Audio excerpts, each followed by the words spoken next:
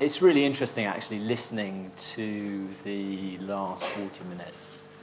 And the reality is I came here because it's time for a change. We need to change. We need to change the system, we need to change the environment, we need policy that works. We need to create solutions to the problems that exist today. And you look at the newspapers, you open every single one, you listen to some of the things that we've heard this morning. We have real issues that require real creativity, real innovation, and real solutions to those problems.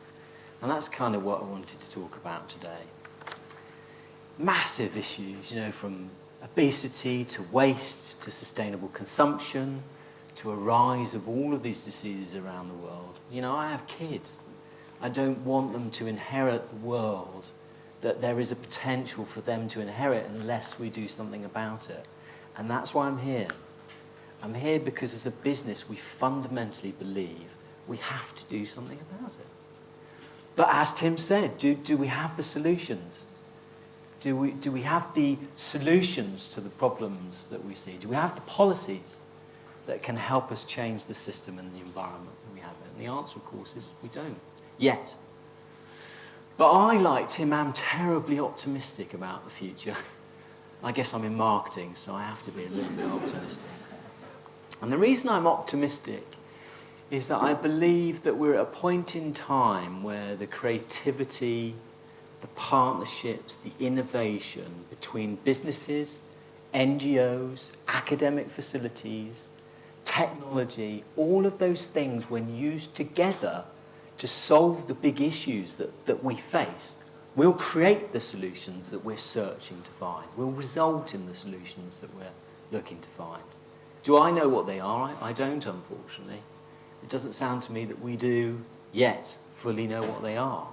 But we are prepared to do something about them.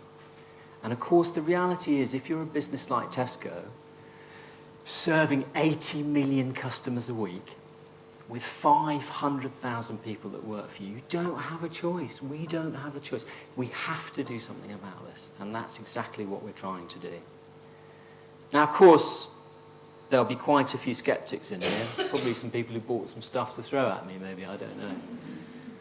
But the reality is that every day people walk into our stores, go into our online environments, and they make great decisions. I don't really know what defines those people who make great decisions and those people aren't. I've heard some really interesting things from ever such very clever people about what are some of the symptoms and how you can deal with those. But clearly we all have to do more, and that's what we're trying to do.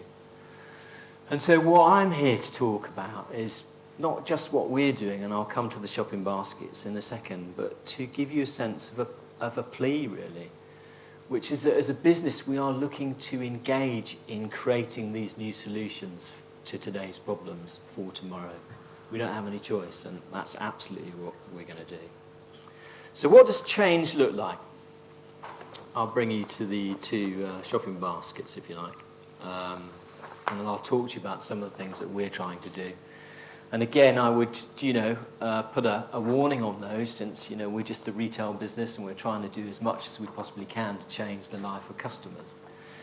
So this shopping basket over here is full of it's an average shopping basket. It's full of some really interesting things that are full of those, I can't remember how you describe the sugars, but perturbations, is that correct? Things that don't necessarily make a very big difference to your calorie intake. And then over here are some alternative variations to those. Exactly the same products, but we've re-engineered them a bit. Now, this is just one simple thing that we're doing as a business, is to try and help our customers go from here to there. So this basket versus that basket, 80% less calories, 30% less fat. I'll give you somebody printed all the numbers out for me. I'll give you a few of them, but I was quite staggered actually by the difference in them. A third less calories, a third less sugar, 80% less saturated fat, a third more fibre, 20% less salt between there. Now, would it be naive of me to suggest that this is just a simple solution to the complex problem that we've heard? No, of course it's not. But it's just one simple thing that we can do. We've taken 5 billion calories out of this because of the amount we sell. Oops, sorry, excuse me. And we put them into here. You know, we've re-engineered the milk to do something about it. Now, do I feel that that is the only solution to the problem? Of course it's not. Of course it's not. But when we have new ideas and new solutions, we can do more to help a customer go from here to here.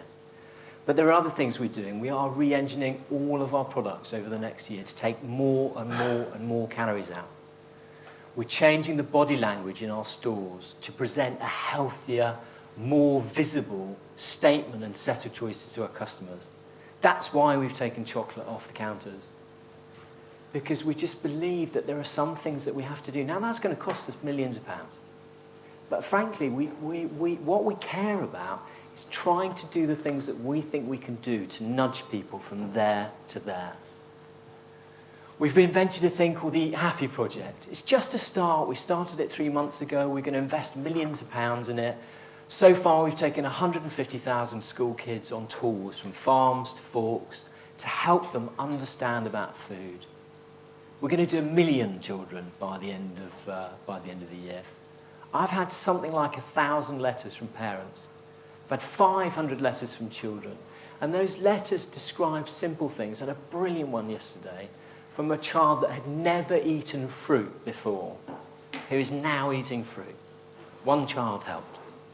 And of course, what we're going to do is we're going to keep doing more and more and more of that. But I put it to you that what we need are more partnerships, more collaboration, more solutions to the problem, better policies that help support us, more collaborations between businesses, between scientists, and those partnerships.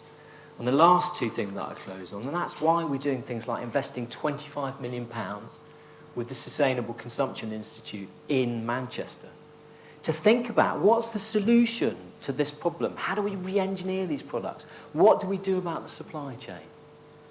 Those are things that we don't know how to solve, but in working with people, we will find a way to solve them. That's why we're doing things like the big global health hackathon that we're doing in the next 2 months with the Rainmaking Loft to think about what are some of the creative solutions to these problems.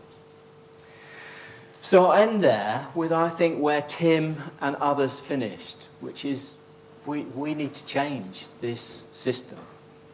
We don't know how to change the system.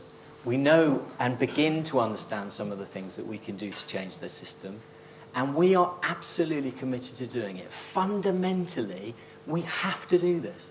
Not because we think it's a nice thing to do, but because it matters to us. And so all my final point, is that all we need from this room is more creativity, more innovation, more solutions to these problems. Thank you very much for listening.